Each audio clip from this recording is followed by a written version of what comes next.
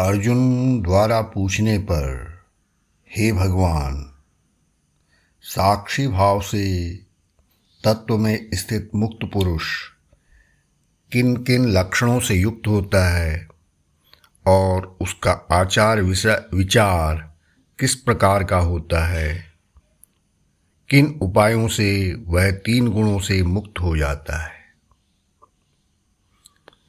श्री भगवान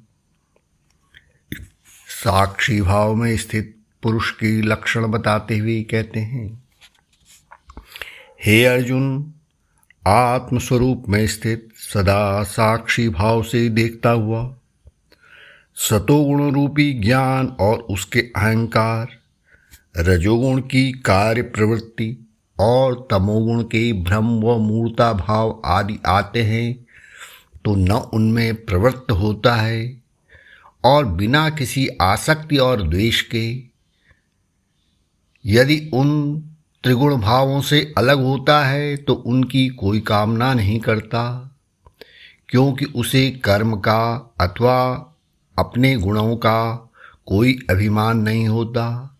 वह समुद्र के जल की तरह स्थित रहता है।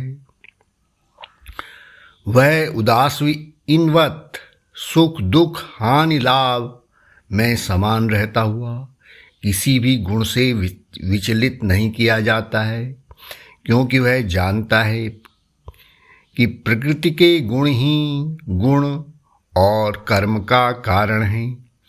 वह यह जानकर गुणों के खेल को देखता रहता है। जिस प्रकार आकाश वायु से प्रभावित नहीं होता, उसी प्रकार वह आत्मरत पुरुष गुणों से प्रभावित नहीं होता और सदा आत्मस्थित रहता है और इस परम स्थिति से कभी भी विचलित नहीं होता है। हे अर्जुन, मुझ में स्थित पुरुष संपूर्ण जगत को ब्रह्ममय देखता है, इसलिए वह सुख और दुख को समान समझता है। उसके लिए मिट्टी पत्थर सब एक समान हो जाते हैं। प्रिय अप्रिय कोई नहीं रहता। वह सदा समभाव में स्थित रहता है। कोई उसकी निंदा करे या उस स्तुति, उसे कोई फर्क नहीं पड़ता। उसकी बुद्धि सदा आत्मस्थित रहती है।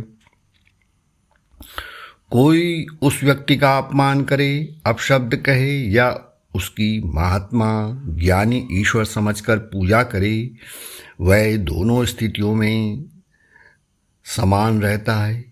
मित्र और बैरी उसके लिए समान होते हैं। दोनों में वह आत्मस्वरूप को देखता है और शरीर में स्थित गुणों के कार्यों को देखकर मुस्कुराता है। उसकी अहम बुद्धि समाप्त हो जाती है। अतः वह सदा कर्तापन के भाव से रहित होता है। सदा साक्षी भाव से स्थिर रहता हुआ वह तीनों गुणों का उल्लंघन कर जाता है। जो न भटकने वाली बुद्धि से मुझ में एकत्व रखता है, सदा मुझ आत्म तत्व में रत रहता है, स्वरूप अनुभूति में निमग्न रहता है, वह 3 गुणों के प्रभाव से मुक्त हो जाता है। वह भुना हुआ बीज हो जाता है। भुने हुए बीज में जिस प्रकार अंकुर नहीं फूटता है, उसी प्रकार उसके अंदर अहम और आसक्ति का भाव कभी नहीं आता है। इस प्रकार परमात्मा से एकत्व रखने वाला पुरुष उसी परमात्म तत्व परम गति की प्राप्ति के लिए योग्य हो जाता है।